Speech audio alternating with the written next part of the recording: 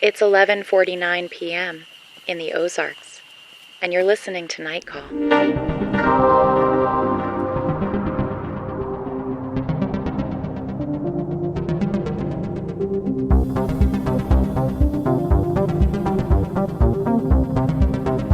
Hello, everybody, and welcome back to Night Call. I am Tess Lynch in the studio in LA with Molly Lambert, and joining us, as always, in New York, Emily Yoshida. Sorry, I was really worried I was not going to swallow that pretzel before I had to say my name. So sorry if that sounded That's weird. part of the... Now I'm announcing No, it. you just brought the mukbang. The Yeah, mukbang, exactly. Element. And if you'd like to see us all eat a ton of pretzels, The driest mukbang.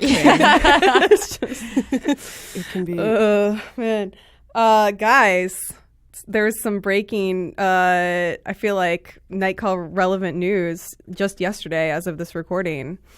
True Detective back! Oh, season 3. Get that Trudy back! Who's ready for the critical reevaluation of season 2?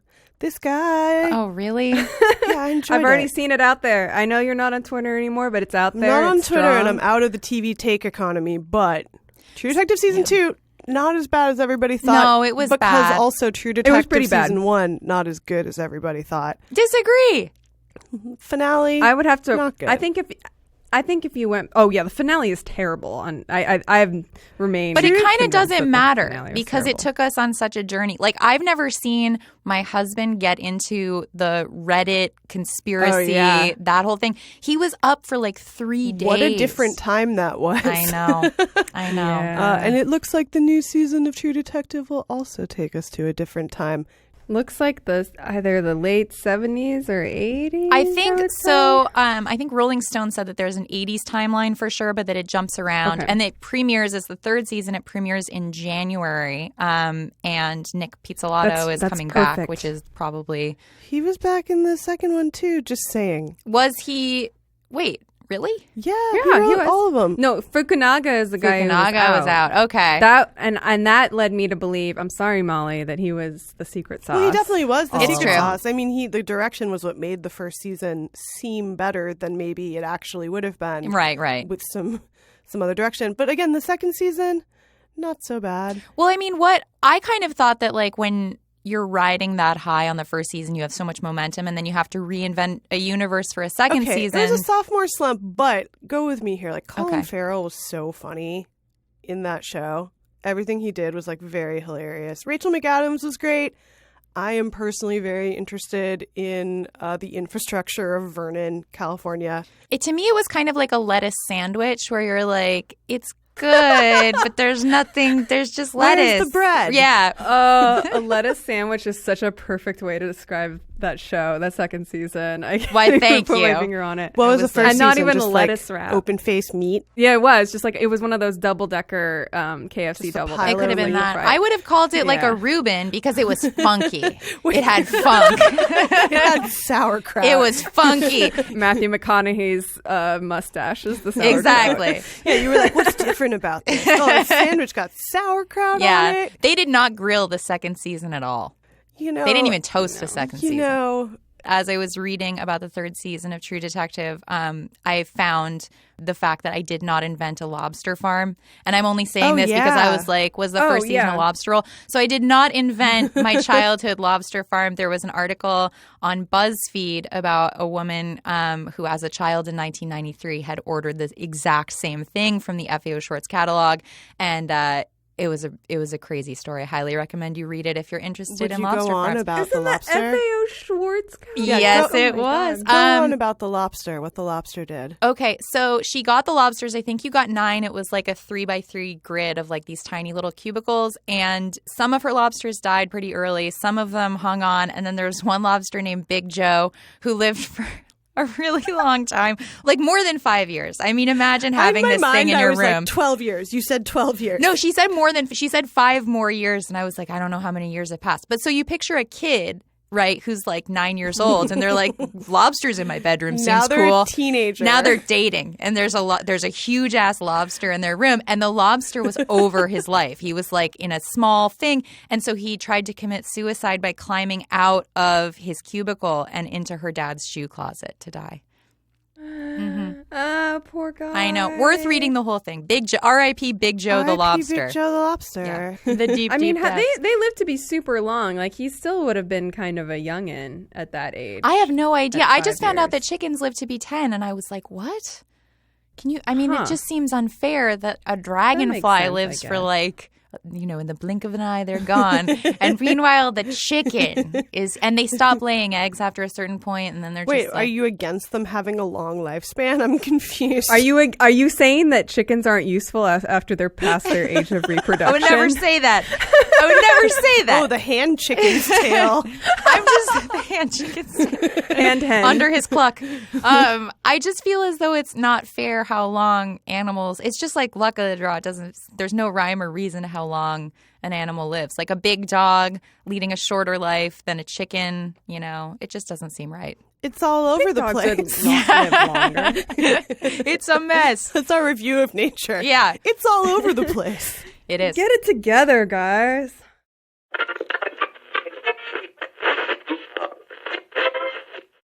The FabFitFun Fall Box is here. FabFitFun is a seasonal subscription box delivered 4 times a year with full-sized fashion, beauty, home, fitness, and wellness products for just $49.99 a box. We all got a FabFitFun box, and it was really great. It had a lot of really fun things in it, including some really nice bath things, a silicone sponge that had glitter and jelly.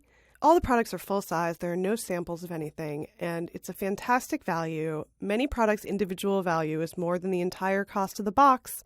For example, members can choose between the Vince Camuto Luck Tote in black or red desert for a retail value of $128, or the Crown Brush 6-piece brush set in silver or black, whose retail value is $75.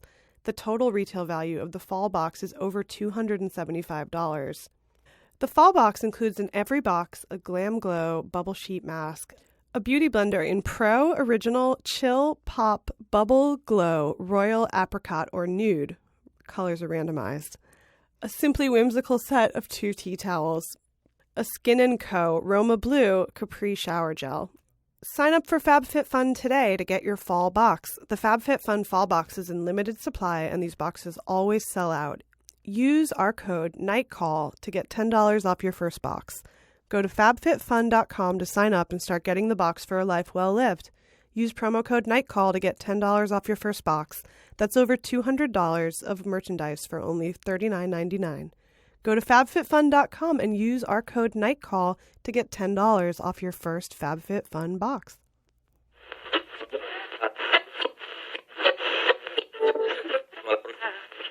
While we're following up on the last episode, we put a poll out because, as those of you who've listened to last week's episode know, we had a really scintillating call from a woodworker who wanted to know whether or not he should make an Ouija board out of a possibly haunted and or party to a bloody crime piece of wood that some girls were going to pay him to make an Ouija board out of. And we polled our listeners.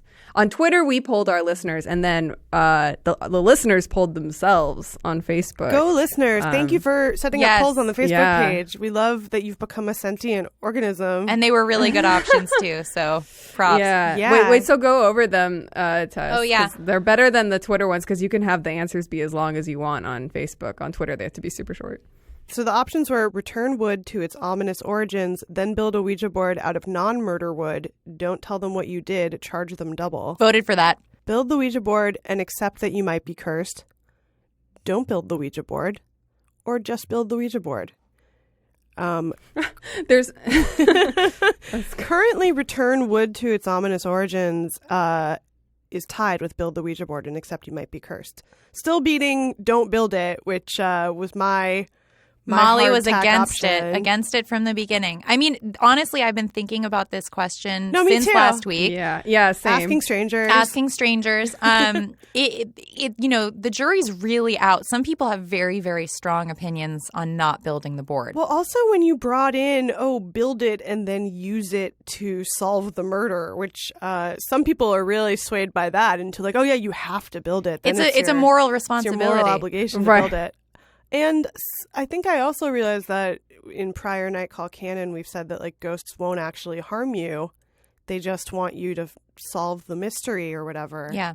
So maybe that precludes a curse. Yeah, I mean, I think listening back to that episode, I was very much compelled by your argument about the tackiness of it.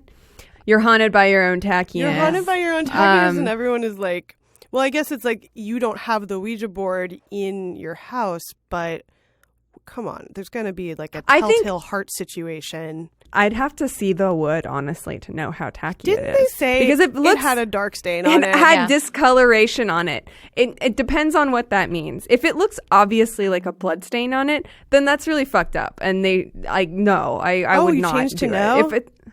If it's like got blood on it, It does have blood. I think does it have for blood sure. on it, It for sure has blood. he said it had it dark had stain. discoloration on it. What else could said it be? discoloration. Dr. Pepper, it's blood. It's water. Somebody- It's the yeah, water damage. Yeah, somebody spilled some milk on the floor once, like before the Nah, man. murder. Can I also say that I think for some, maybe this is not correct to think this, but for some reason it's also like the fact that the murder was so recent that this was like they read about a murder in the newspaper, presumably, and then went to the house where it happened.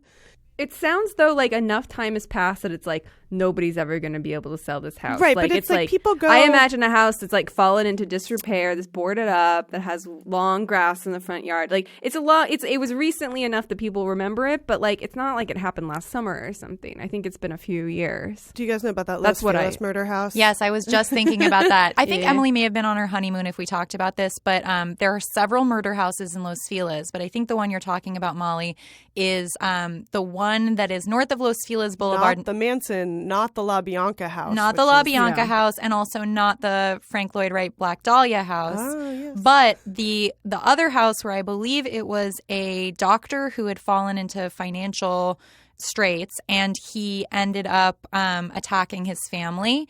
And then the house, I think, was sold to someone else. And I might be wrong on the details because I didn't Gray Smith my way through this topic. But the house was abandoned with like all of the stuff in it, including, I believe, a Christmas tree That's and what the unopened legend Christmas said. presents. Yeah. And so people would come by and poke around and kind of trespass and look at it. And then most of them would get so scared that they would like flee.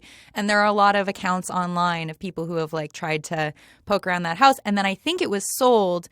And I think it was sold to someone of note, but I'm having trouble remembering who. Did they? Probably Nicolas Cage.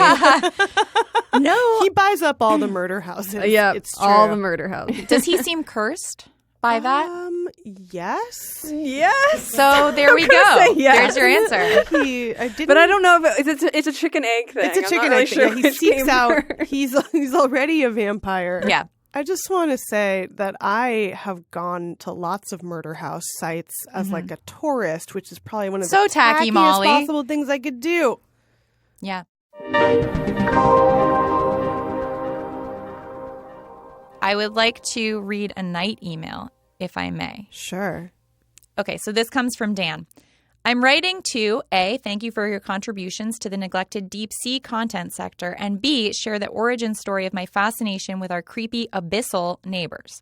In 2014, I was 24 years old and living in a small brick walk-up in a part of Astoria near a bunch of auto shops and the Ravenswood power plant.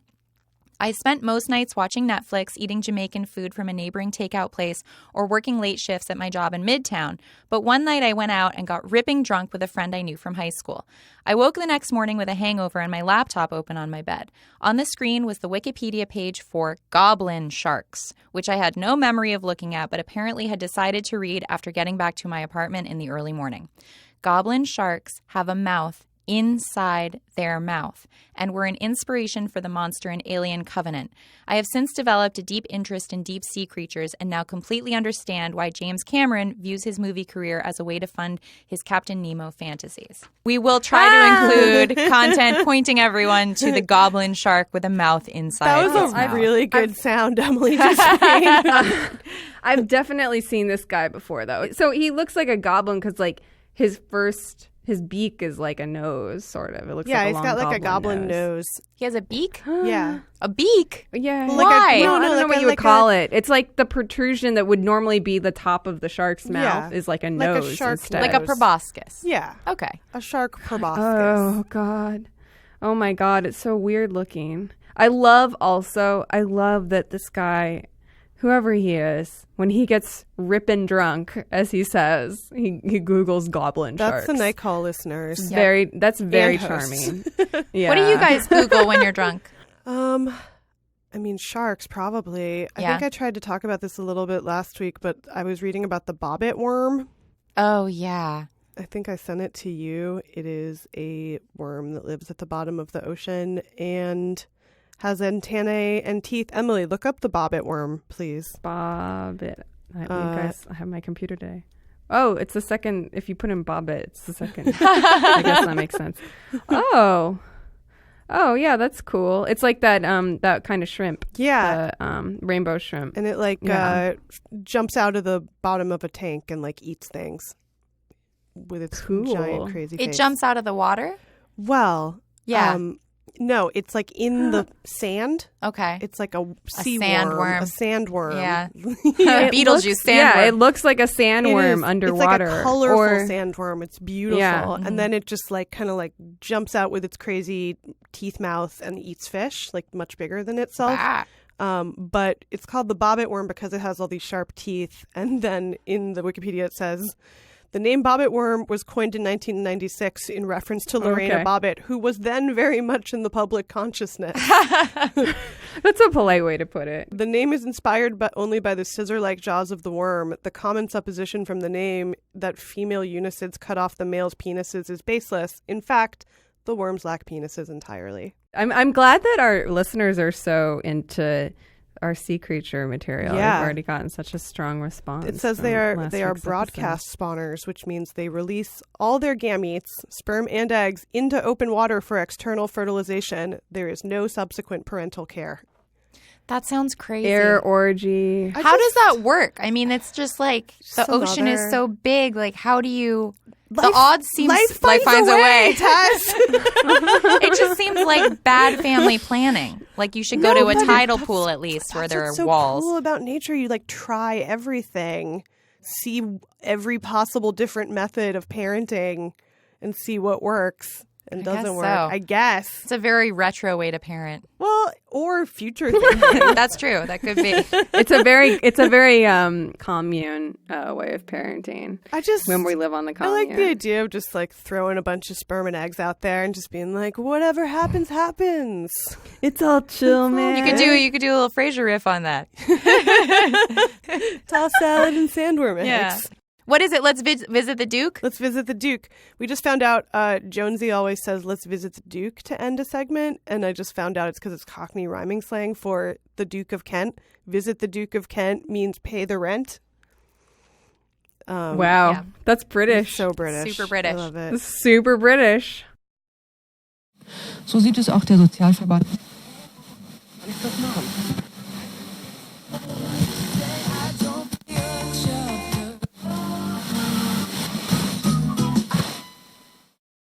Today's episode is brought to you by Simple Contacts, the most convenient way to renew your contact lens prescription and reorder your brand of contacts from anywhere in minutes.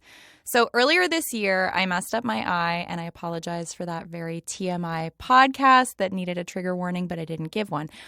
Periodic eye health exams are really important, and you should never skip them. But as I learned, if you've been going to the eye doctor a bunch and you think you're on top of stuff, guaranteed your prescription for your contacts is going to run out right before you need new ones, and you're not going to want to go back to the doctors. I wish that there were an easier way to get my contacts done in minutes, and then I found it. Simple Contacts is amazing. Basically, with Simple Contacts, you take 5 minutes, you can get a vision test from your phone or computer, and you don't have to leave your house. I took mine from bed, which I highly recommend, but you can do it wherever. Within 24 hours, a real doctor reviews your tests and writes you a new prescription, and then boom, a new batch of lenses is on its way to you. There are no appointments, no waiting rooms, and you don't have to pay for an office visit. Of course, you're going to run out of contacts before the night call party on September 5th because that's how life works. So make sure you go to simplecontacts.com. You complete a redness check and an eye chart test, and then you're all set. If your existing prescription hasn't expired yet, you can just take a photo of it and send along your doctor's contact info, and then you order your lenses super fast. They carry every brand. Prescriptions are just $20, and the prices on lenses are great. I think the whole process took me less than 10 minutes, which is less time than it would have taken for me to just schedule an appointment with my doctor. Today, Simple Contacts is offering Night Call listeners $20 off your first Simple Contacts order. To save $20 off your lenses, just go to simplecontacts.com/call or enter call at checkout. Again, you want to see your doctor just to make sure your eyes are healthy. But when you need a contact lens prescription, Simple Contacts is the fastest, easiest way to renew and reorder. Again, you get $20 off your first order at simplecontacts.com/call or enter call at checkout.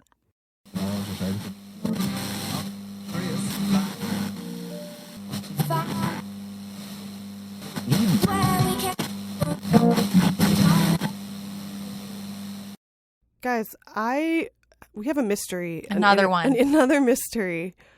Who is Redfin Nightmares?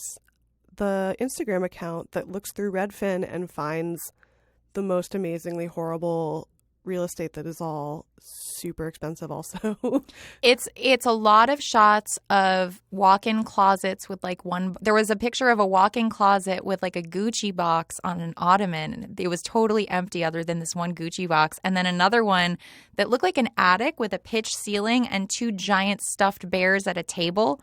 Otherwise completely empty. It's a great account, very evocative. I first thought it was our friend Brooke Baker who came on the pod before. Then I thought it was Tess. Totally Tess not. It's no. her. Emily. Tess, you could compete with this. Though. No, I never I feel could. like It's so good. I've not seen any of these. I Redfin obsessively. That's what I was going to say. I've not I know seen that any you of look these. at Redfin, Yep. so I just thought it was you. And also they were talking to me, and sometimes I just assume people are my friends, which is not. What were they a good saying thing to do. you? Nothing. They just tagged Night Oh, Call. nothing. No, they tagged Night Call in a house. That was really insane. And then I posted it on our account. It was like, this should be the Night Call house. Yeah. Because I'm now into posting haunted houses that other people post as potential Night Call communes. And this one had like a lot of like blacklight art all over the walls.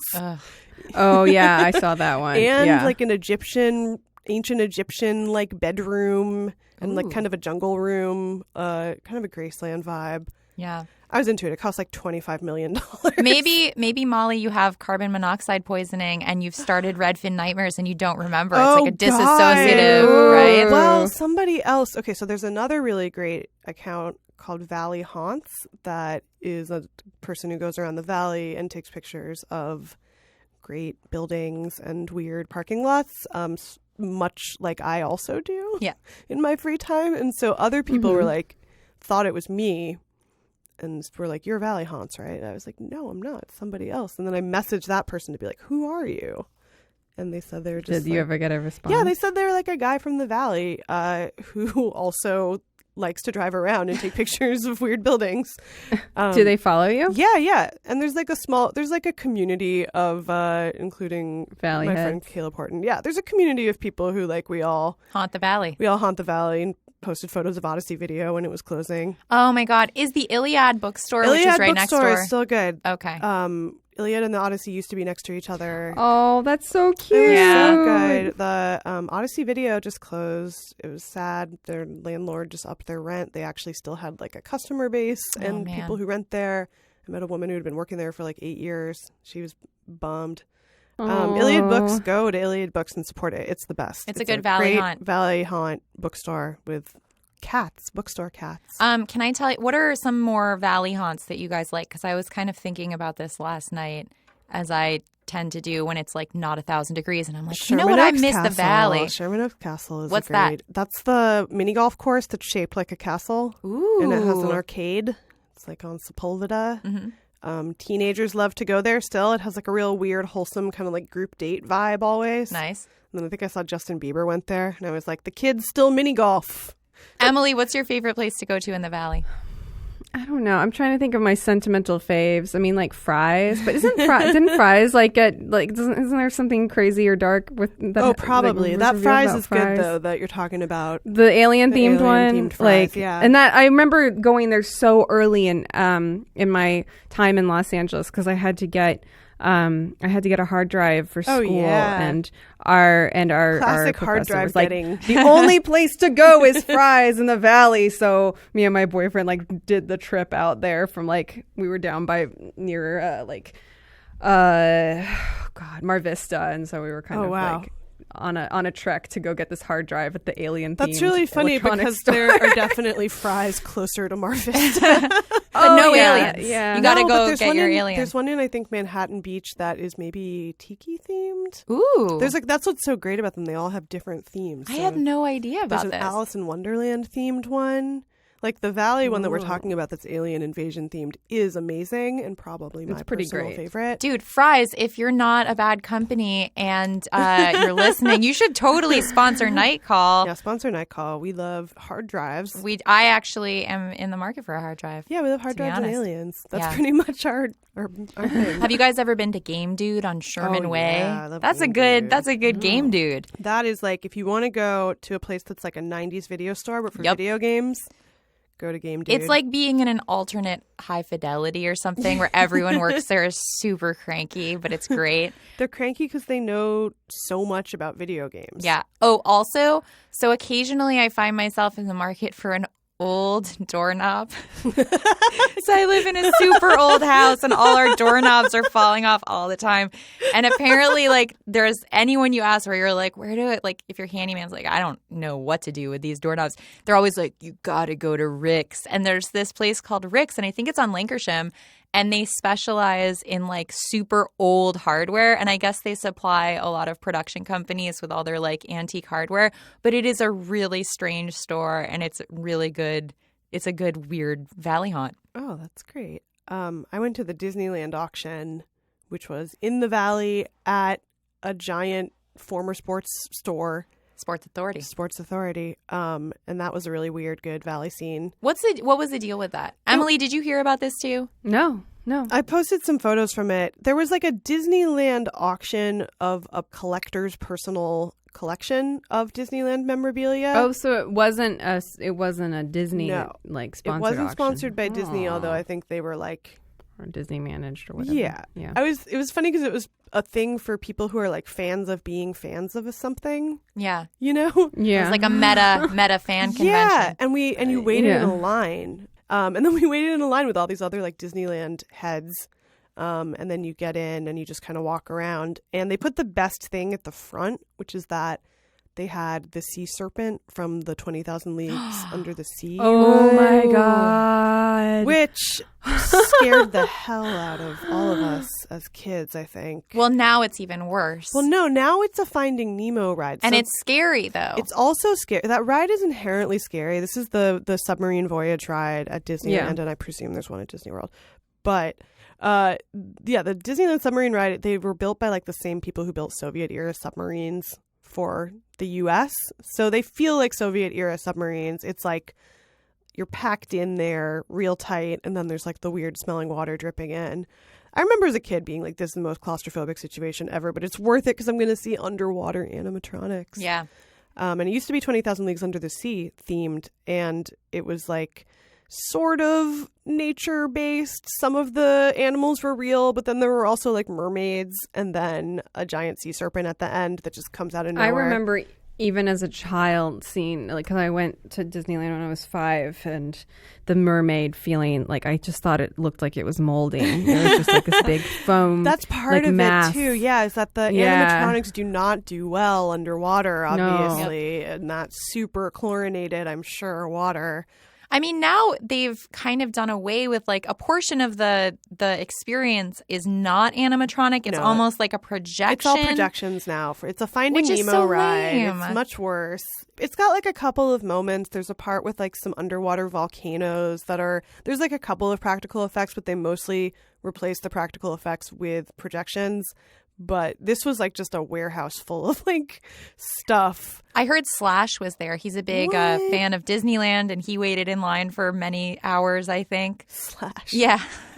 You know, everybody from LA loves Disneyland. We're very basic. I mean, there are that some way. detractors. I know of I'm a people who will not detractor, take their too. children to Disneyland Sure. and they only go to Legoland. Oh, Legoland's actually amazing also. It's better for babies. never They're been. different things. They're different things. They're You different have to do things. both. I was like, Knott's Berry Farm, but Disneyland has the best rides. This auction didn't have as many animatronics as one may have hoped. You know, they don't have any pirates or anything. They mostly Right. had posters. They didn't take out like the racist pirates or whatever. Yeah. No, I mean, Or whatever they were, the rapey pirates. the rapey pirates are finally being, they just did it finally, I think. They changed the scene, the famous Pirates of the Caribbean ride scene that is the horror auction. Where else are the kids going to learn about this stuff, Well, right? it's like, it was my favorite because they have the redhead and everybody's going, we want the redhead. And there's like all the like other chicks for sale. And then there's like the one hot chick who's a redhead. And everybody. And now you guys it are tough both when you're redheads. politics? Well, Emily has when you're- crossed over into yes, redhead Emily's a zone. redhead now. Emily, welcome. Hi. Well, when it was first dyed, it was a little run, little run. It was actually more like Archie's hair in Riverdale. Oh, yeah. Like that kind of unnatural red. thought But it it's looked sort of cool. tamed itself since then. It looks great. It looked like Lilu a little bit. Yeah, a little Lilu. Lilu is what we A aim for. little Actually, Lilu. honestly, Lulu. the blonde Bjork is my actual Oh, totally. inspiration. So, yeah. Well, they changed the redhead. The redhead who is on the auction block is now a pirate, apparently.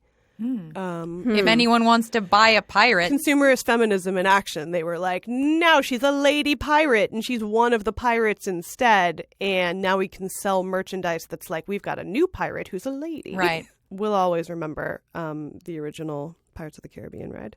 Oh, and they had a coyote for sale that was Wait, $4,000 to $5,000, an animatronic coyote. from Thunder Mountain? No, it was from the like loop around the river. It was from yeah. the former The Mark Twain. yeah, the Mark Twain. So if anybody wants to give Nightcall $5,000 for an animatronic coyote, Please do. As soon as you said that, I was like, damn it, Molly, now I'm really I going to think want that. first things first, we need to get our Redfin Nightmare headquarters. first we get the Nightcall Haunted Mansion. Well, I also posted, I was at Starbucks and there was this ad for a open house for a house that was so haunted looking. Oh, no. I posted it on the Nightcall Instagram. Spoiler, I'm the Nightcall Instagram. But it's like this terrifying looking, shambling, like colonial mansion set way back, and it's like built by the person who built like Griffith Observatory or something. It's Oh, like I saw this. super Yeah. historic, but it just looks so haunted. And it's only $1 million. It's only like or something. $5 million. Oh, And right, whatever. I'm yeah. sure it's a lot of Oh money. yeah, it does literally look like the Right, and then Haunted somebody Mansion. was like, it literally looks just like the Disneyland Haunted Mansion. I was like, oh, you're right. That's why I was drawn to it Yep. immediately. "Oh my God, can we please live there?" Yeah. It's only $1,040,000. See, I knew it. It's totally affordable. $4 million. I was just reading about a house that was for sale because it was the house of this woman who put out a cookbook about foraging where all the recipes were poisonous. Wait, what? This feels very Nightcall. Please tell us more. I believe she lived in the Minneapolis-St. Paul area. She put out a cookbook. She had like an Instagram lifestyle thing about foraging that was like, I live in the woods and like I forage all the food and then I make weird like nature-y food that's things like charcoal biscuits or stuff. Charcoal cinnamon rolls, I believe. It's one of the recipes. No. And then apparently nobody like checked out her book or something and it got published and it had a bunch of recipes in it that had poisonous things in them. Like mushrooms or herbs or just a I variety think it of was things? like a variety of things. Some of the things were like things you shouldn't eat raw, Ooh. you know? Yeah. I learned sort of not that long ago because I was like, why don't people chop up like the pits of fruit? And the reason is because they're poisonous. Really? Yeah, like peach pits. If you ate a peach pit, it's like arsenic. Oh, because basically. there's cyanide in apple seeds. Right, there's cyanide in a lot of fruit pits. I used to have like I wouldn't say party trick, but a thing that I thought was cool that I did, which was just to eat an entire apple, including the stem and core. Because I got so sick of eating apples when I was a kid in the backseat of my parents' car and then having to hold the apple core. And then I was like, I can't throw it out the window. My mom, I was always like, take this. She's like, no, obviously not. So I was like, I'll just eat the whole thing. And then nobody told me not to. And like eventually I was like, oh, they have cyanide in Did them. it make you sick? No. I mean, horses eat the whole thing.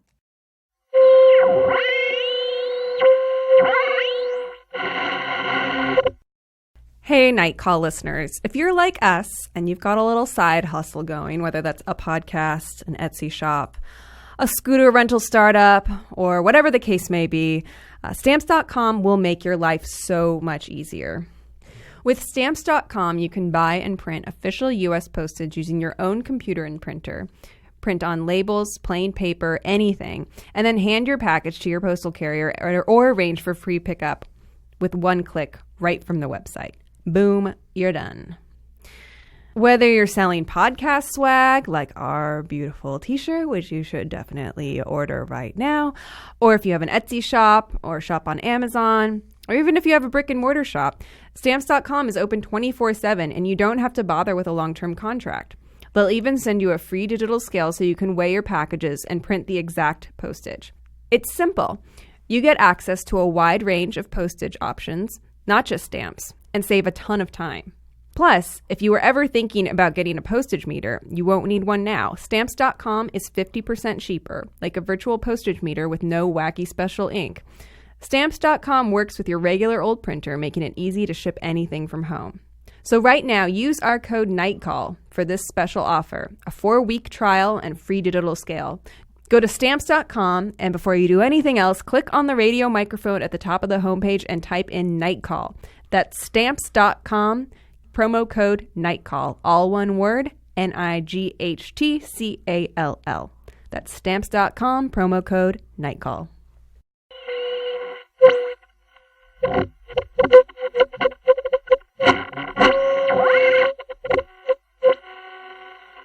Hey, has anyone here been to a Breastaurant?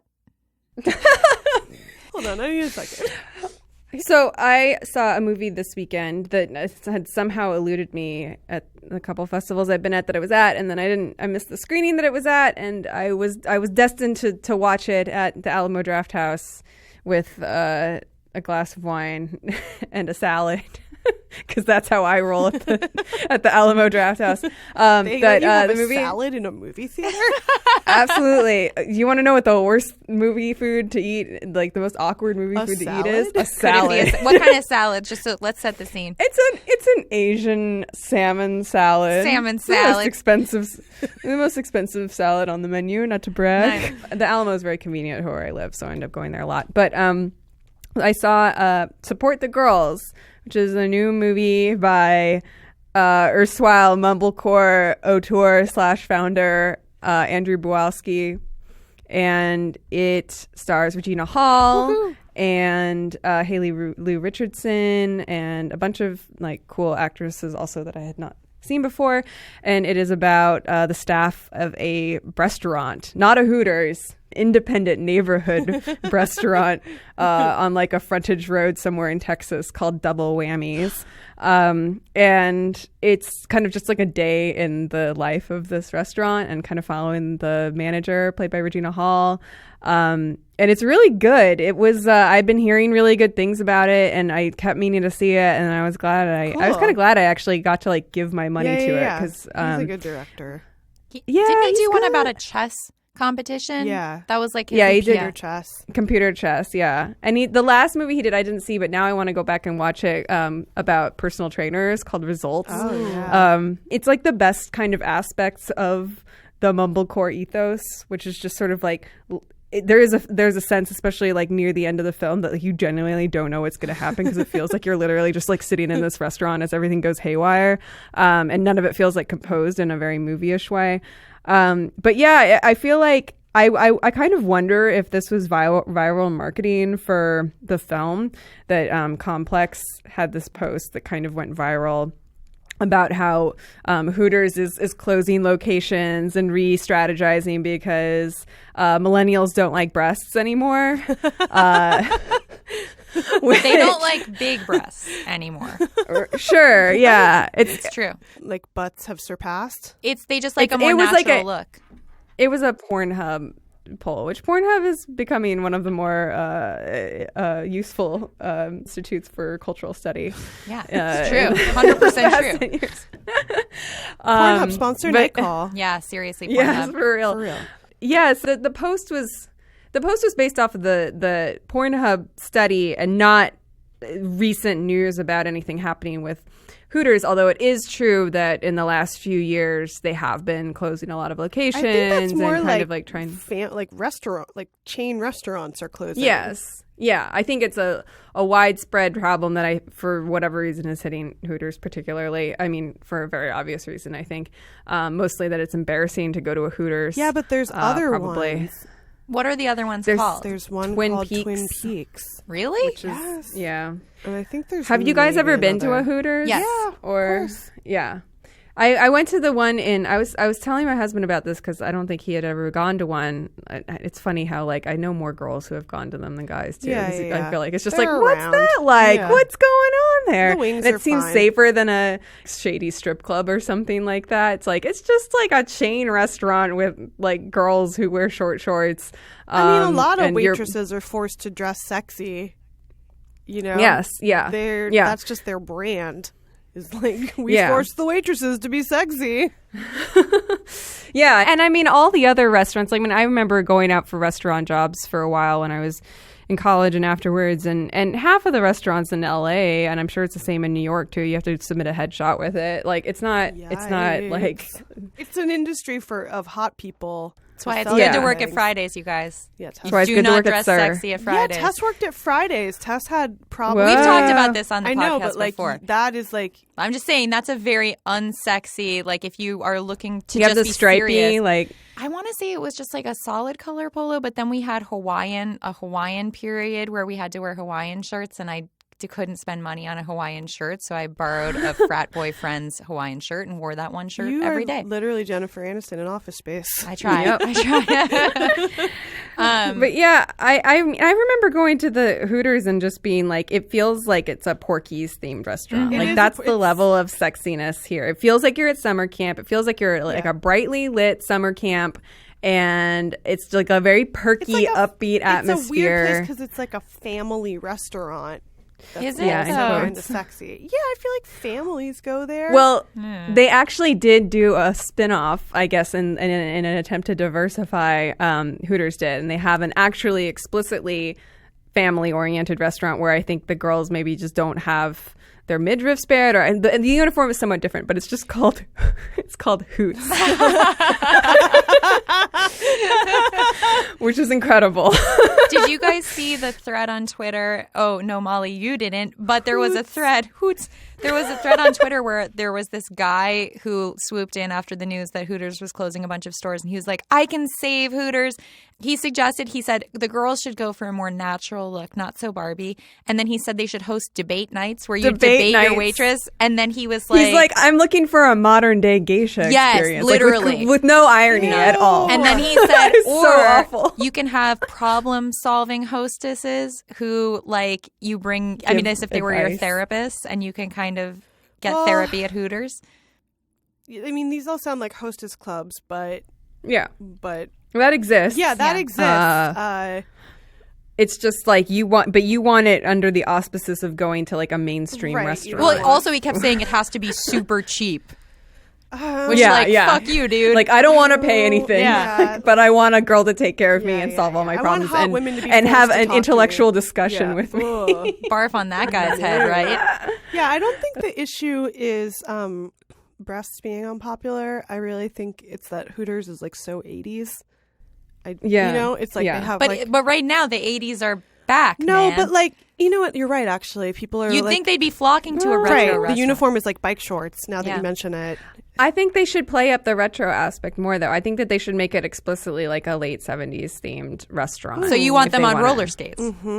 Yeah. I would want that. I mean, that sure. guy should have just done his whole Twitter thing. He should have just been like, well, they're not on roller skates. That would save it. And he'd be right. what about Yeah. waitresses riding bird scooters, guys? Ugh, the scooters. Bird scooter. Segways? No, the bird and the lime scooters. I have no idea what you're What? talking about. They What? must be in New Can York. we Bird please and- talk about this We can talk briefly? about this to close this out. Yeah. Okay, can I just say, so there are these two scooter brands, Bird and Lime, and they're everywhere in Los Angeles. Emily, it's nuts. It's Bird nuts. and Lime sounds like what I would like a bot that I would make. It's a tech spit out a brand thing. name. It's they started in San Francisco and then they like took over San Francisco. Bird and Lime, blow me.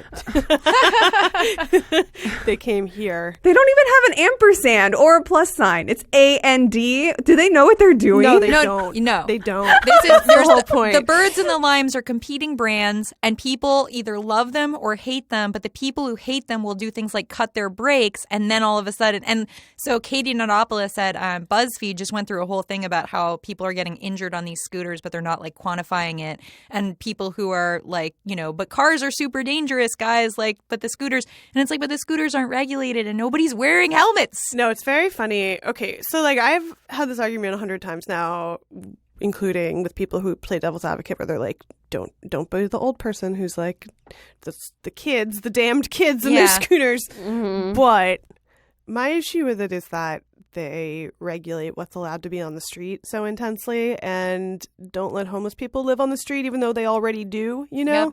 That the fact that they just like let the scooters be everywhere is shitty. Are they on the sidewalk? Yeah, well, People that's what leave them happened. They like everywhere. put them out everywhere. Oh my god, they're so stupid. No, what are they doing? It's that tech thing of like break the law and then regulate it later, move fast, break things. Yeah. That's I literally. mean, the sad thing is that they can't do a bike share like they have in literally every other city in America because they don't have enough sharrows and bike lanes we in have Los like, Angeles the to make city that a bikes functional. and stuff. We though, do have too. city bikes. It's just like You do? Yeah, only in yeah. I certain haven't seen them neighborhoods. like there. downtown and And Santa Monica. I Santa think Monica, that's- maybe in Koreatown.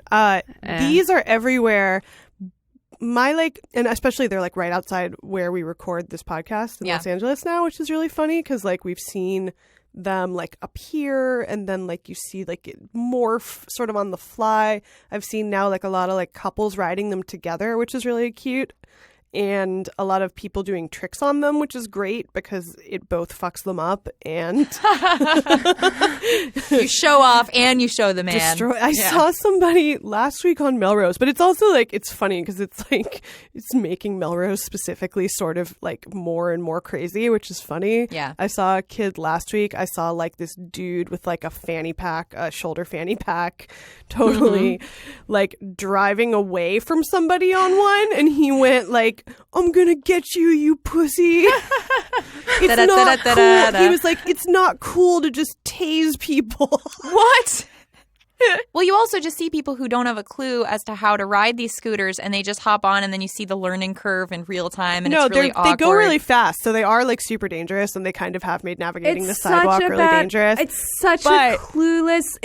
Like these people are not from LA. No, and they're for tourists. They have no They're idea totally, how. And the argument people make is like their transportation for like, like people will use them as transportation. Well, because people don't really need a car to drive 2 miles, so this is like a good alternative to that. Right. I mean, they're just, if they were regulated, that would be fine. I mean, if there was that's like, the whole thing is I'm like, or just like don't harass, don't Or leave- harass the homeless. and realize the also- streets belong to everybody. The streets belong to everyone. Well, no, make them ride on the road. Well, They're supposed to ride on the road. Well- I don't think it's.